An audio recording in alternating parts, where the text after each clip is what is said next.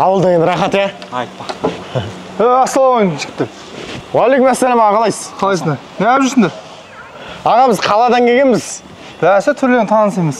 Ауылға келіп, сол ауылдың тыныс тіршілігін көріп, кішкене айран құрт жеп. Не болып жатыр ауылда, аға? Қош келдіңдер, жүріңдер көрсетейін ауылды. Жүріңіз. Асылбек, шөп орған деген зор екен ғой. Несі зор бұның? Ауылға біз осы үшін келдік па? Енді? Дем аламыз деп келдік қой біз.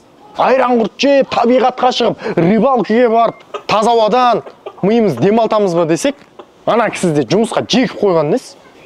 Бірақ шынымен, Тасташы, кеттік. Кеттік, сөйтікші. Заттарымыз кен.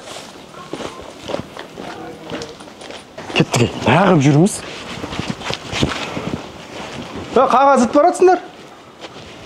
Аға, біз ауылға бұл үшін келген жоқпыз ғой. Енді? Біз демалуға келдік.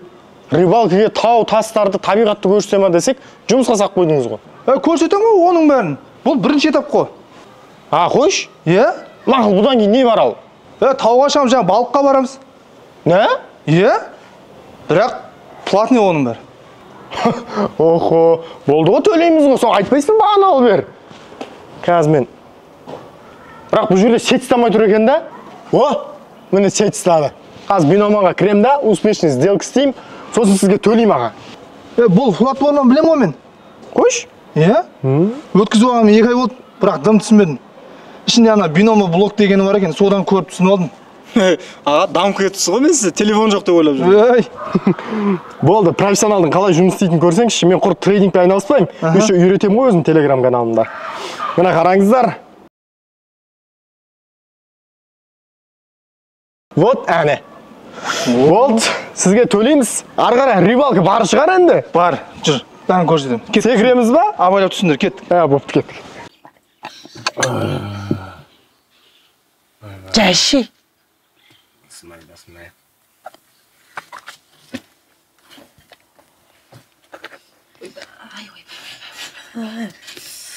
Мама, шәшіңші.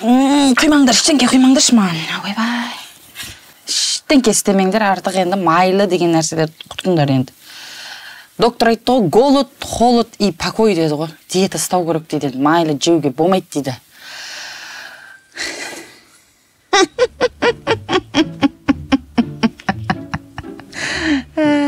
Маған ана доктор трисол, дисол дейма, сондай бірдеңелер салды асқызан жаятын же.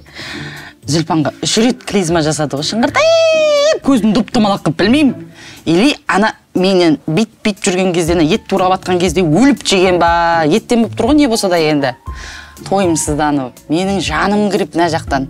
О 3 клизмадан бөлек тағы да шлангы жұтқызмай, ит развезін шығарды ғой. Ақымды алып берді сөйтіп. Негіз, мама, менікі дұрыс болмады, кешірім сұраймын сізден. Дұрыс жасамам, кеше тамақ соғып, бір нәрсесі дұрыс болмады ғой. Ай, сенде не кінәләрің бар? Өзіміз алып келдік қой етті. Не ішіп отырсыңдан 5 литрлікпен? Шөл қысып баратыр ғой. Ұялмайды да бұлар. Ішкен жасырмайды да ғой. Етсіздер. Сорпа істеңдер бұдан кейін. Қайнатпа сорпа істеңдер. Асқазанға андай болады, жеңіл болады да. Бұл диета ұстайық. Мен сәл жата тұрайшы, қисайып. Көзім іліп алайын. Ойбай.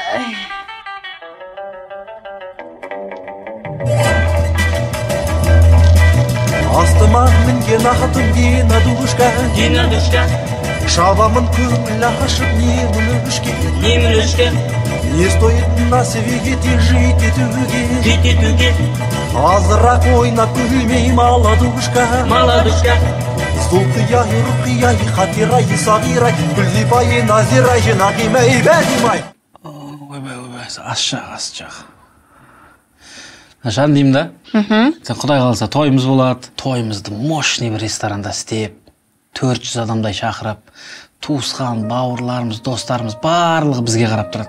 Ортада асаба. Жас жұбайларды қарсы алыңыздар дейді. Музыка кетеді, сен аппақ көйлектесің, мен қап-қара смокингтемін. Бүйтіп музыкамен шығып келатсақ. Күшті емес па, я? Иә. Сол ойлаймын да кейде. Тағдырыма мен қатты ризамын ше, сені жолықтырғанына. Мен де қуаныштымын, Жан, жолықтырғаныма.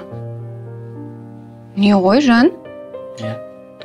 Осы екеуміз ауылдан бөлек кетіп, алға қарай дамиық та. Жақсы болады ғой, дамиық бірге. Андай қазір бәрі мышленесін дамытып, өздері жеке тұлға болып қалыптасып жатыр ғой. Өзіміздің жеке бизнесімізді ашсақ қалай болады? Жақсы болады ғой. Құдай қаласа мына тойымызды бітіріп алайық. Содан кейін ата-анамызбен ақылдасайық. Істейік. Қашан? Енді Құдай қаласа тойымызды бітіріп алайық. Сонымен әке-шешеммен сөйлесем, барамыз ғой, істейміз. Енді Жан, мама, папалар бөлек, біз өзіміз жеке дамуымыз керек қой. Олар енді бәрібір қалады ғой. Сонда сен айтқың келіп тұрғаны, мені әке-шешем өсірді, бақты қақты. Ай, осы келін алып келеді ау деген кезде келінімді алып берді. Енді келін мен баламның рахатын көрем деген кезде әке-шешемнің көзін бақырайтып қойып, қалаға кетіп қалды деп тұрсың өзіңде ма? Ескінің әңгімесін айтпашы. Жарайды, мен саған онда жастардың тілімен түсіндіріп берейін. Мысалға ертең екеуміздің краш ұлымыз болады. Ой, тәрбиесі барлығы краш. Ата-анамыз кәдімгі краш қып тәрбие берген да, и сол балаларым ертең біз тастап кетеді. Кринж ба? Кедат етіп кетсе. Дұрыс емес қой? Жан, сен вообще түсінбейді екенсің, ә? Үш.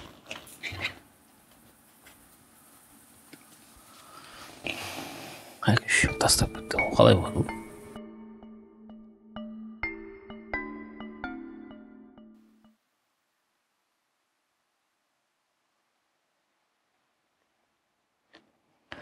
Асылбек, телефон шұқылай бермей, сәл сыртқа есіктің алдына шықсай. Мен еріге отырмын. Не істеп жатсың? Еріге отқан жоқпын. Асылбек, қалаға барып қайтасың ба? Жайша. Маманың анализдерін алып қайту керек еді. Қандай анализ? Мама өткенде полный анализ тапсырып, кардиологияға түсіп, соның қағаздарын, дәрі-бәрілерін алып қайту керек. Мама ауырып жүр ме не? Ой, қатты уайымдамай-ақ қой, сондай емес. Просто кішкене бір жүрегім шаншып жүр деді ма, сондай деген. Соған барып қайтшы, иә? Жарайды. Киімдерін дайындасай онда, шығып кетейін. Мақыл, қазір дайындап қоямын.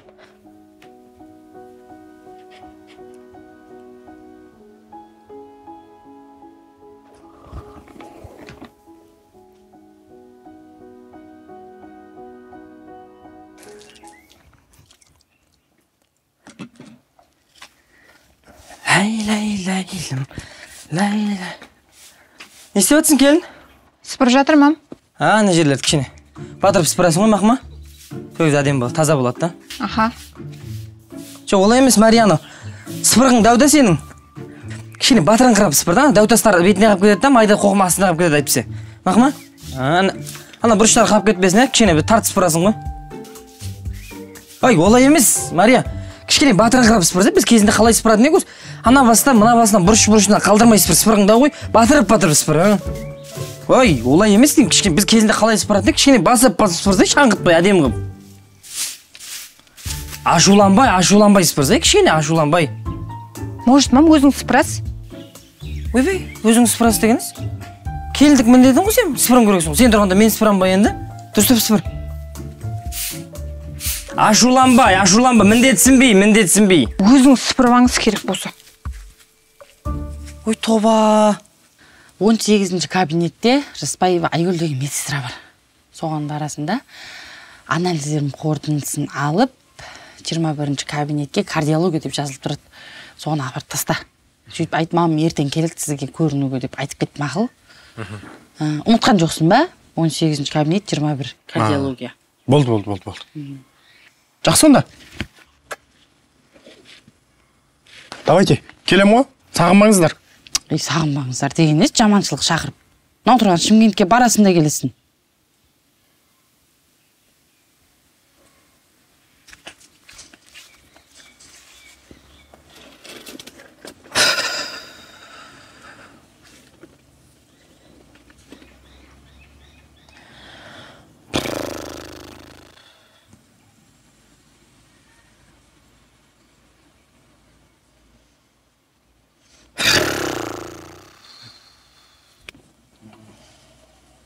Не болды, мама?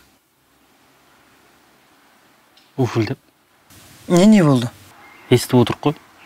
Естен қарамайсың ба Арухан? Ана сенің қатының бар емес пе, Мария? Маған соңғы кездері сөз қайтаратын болыпты. Айтқан тілімді алмайды. Массаждымды онда қойды. Аяқты вообще жумайтын болды ғой. Енді мама, енді сен де түсінсей. Жаңадан түскен келін ғой ол. Сразу келе саған адамға қалай массаж істе, аяғымды уқала деп. Бағып өсірген жоқпыз, енді сәл үйренсін да ол да. Уже сен қатыныңа беріліп кетіпсің ғой. Мен мама саған жай түсіндіріп жатырмын. Ол жаңа түскен келін. Қазір мен оның сөзін сөйлесем, сіз ренжисіз маған. Сіздің сөзіңізді сөйлесем, келіншегім ренжиді. Екі ортада өстіп жүріп өлетін болдық қой. Үлкен адамдар құсап, бір-бірін кеп жамандай бермей, бет-бе-бет отырып сөйлесуге болады ғой. Дұрыс па? Бәріміз үлкен адамбыз, саналы түрде ойланатын адамбыз барлығымыз.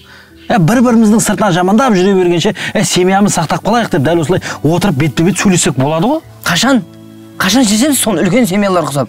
Өлетін болдық қой өйстіп жүріп. Болмаса мен өткізіңдер қарттар үйіне. Барып жатайын жоқта, бір өзім қайып мияқта жүрсін, май-май болып трактордың астында. Сен мияқта келдің мен, күнде ұру-дұру болып қырылып жүріңдер. Өткізіңдер мен апарып қарттар үйіне. Сен уже маған сөз қайтарып тұрсың ғой, Арухан? Бұндай болмайды. Жаңа анау есік алдында. Мария, мына жерді кішкене сыпыра қой деп. Мен білесің ғой мінезімді, Арухан, мен өте немін ғой. Бала күнімнен алақанымды аялап сендер өсірген жоқпын ба? Адам баласына мен зіл сөзім жоқ, Арухан. Бір ауыр сөз айтпаймын мен, білесіңдер ғой мені. Жаңа кетіп барады. Мария, мына жерлерді кішкене сыпыра қой дегенім. Дән кетіп маған сөз қайтарып, сізге бетіне шашырап, сыпырғыны көзіме тықты да кетіп қалды ары қарап. Лақтырып ашуланып. Дұрыс па енді соныкі? Көш Марикош па? Ойбай, Марикош деп еркелетпей ақ қойшы оны. Уже көк туды беріп отырсың ғой сен. Айтып қой соған дұрыстап. Болды мама, уайымдама, өзім сөйлесем ғой. Бірақ сен де сәл түсініп қой арасында. Түсінетін еш нәрсесі жоқ оны. Сөйлес.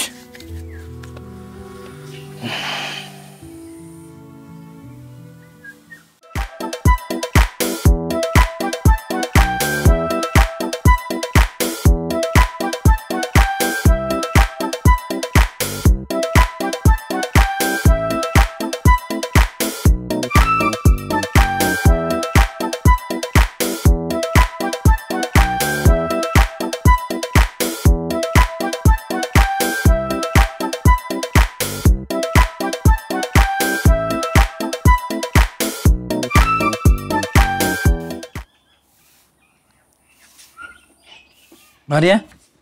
Не? Нең не? Кішкене тоныңды түсіріп сөйлесей, кеш бір әңгіме бар.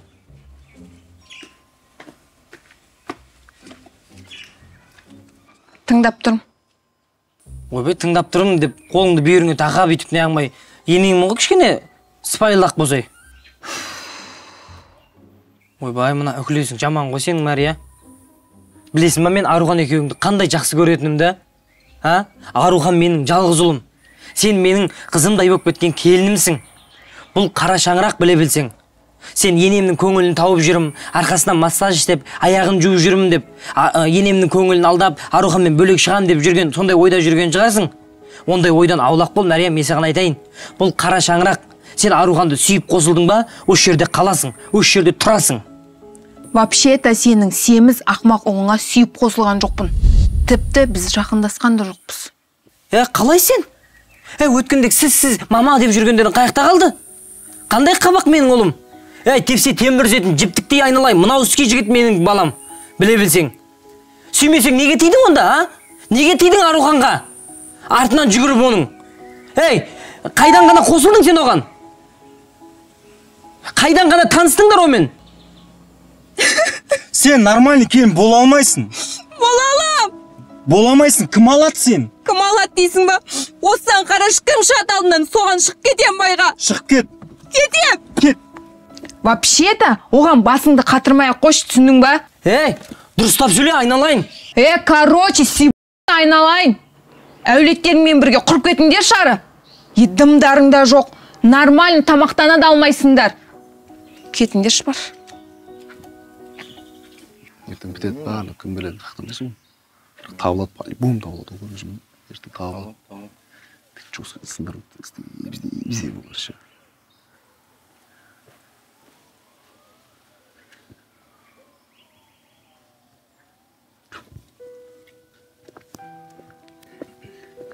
Шаршадым. Марикош, мен мамамды сен дұрыс түсінбей қалдың. Мамам мінезін мен білем ғой, саған ол қатты бір ашуланып ұрысқан жоқ. Ұрысқысы келмеді, сен просто дұрыс түсінбей қалдың. Өтініш мына киіп алшы деген. Шешең мінезінен әбден шаршадым, мына өтірік өмірлерінен шаршадым.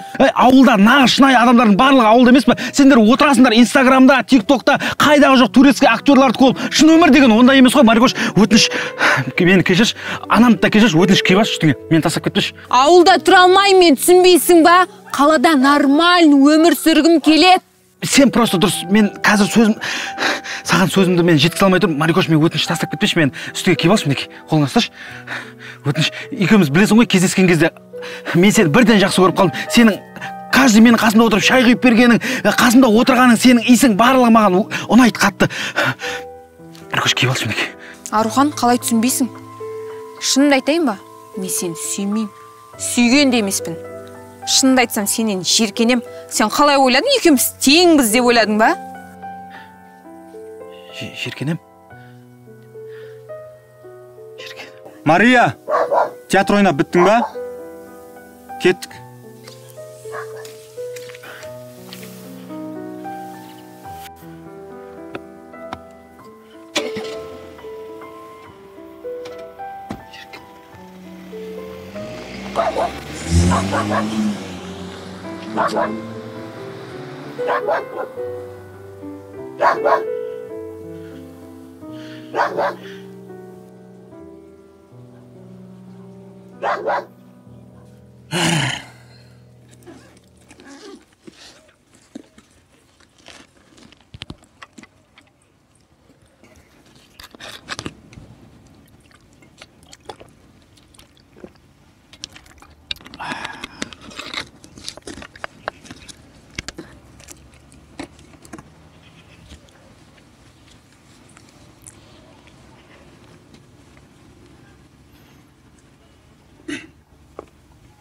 Қалайсың бауырым?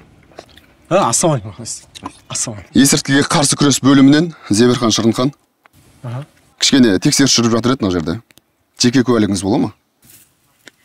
Жеке куәлік? Иә, жай бір тексеріс болып жатыр еді. Жылдамдатып жіберсең. Қазақстанда жүрміз ғой, жеке куәлік қазақ. Қойшы енді бауырым, тексереміз де кетеміз, асығыспыз. Өзіммен емес еді.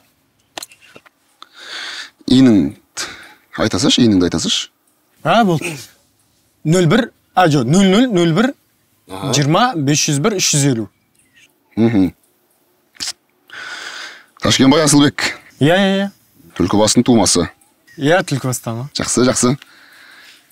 Сөмкеңіз тексересіз ақ, жылдам. Болды. Сумка ма? Мына районда қызыл аймақ бүгін, осы жерде кішкене тексеріс жүріп жатыр, айыпқа бермейсің бауырым. Көреміз, кетеміз. Жұмыс қой енді, түсінесің. Болды. Жұмыстарыңыз ғой енді. Заңға бағынамыз. Жақсы. Мынау не? Не ол? Сумкаңда жатыр ғой. Не мынау?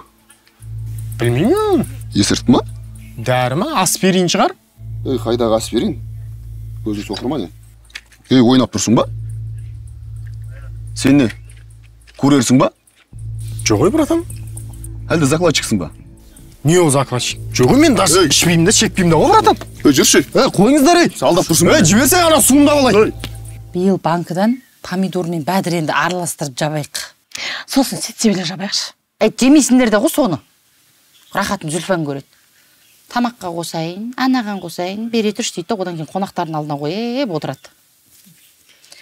Нандай үнөлпет кішкентай банкіге не? Варенье жабайық. Өрттікін жабайықшы. Кішкентайдан ысырап болмайды да?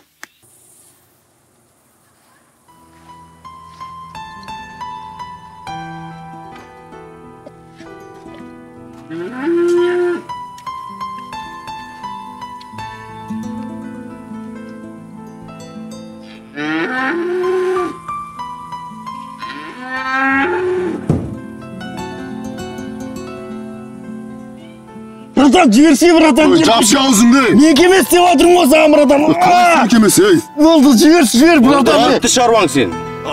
Сенен дауыл тұрған нәрсе ғой. Өтірік істеп атсыңдар ғой сені. Қандай өтіріге? Шыңғырлай бермеші. Оның өзінде де Зүлпан. Эй, мама? Нормально бәрі? Асылбекке звондаш. Мама, скорыйға звондайыншы. Телефон. Скорыйға звондайыншы. Асылбекке звонда. Мама, уайымдатпай-ақ қойықшы оны. Айдана Асылбекке звонда. Братан, жібер деймін. Мамас, жібер. Жіберші. Айтпа, мама. Өшірші. Ей, өшірші. Болды. Алло.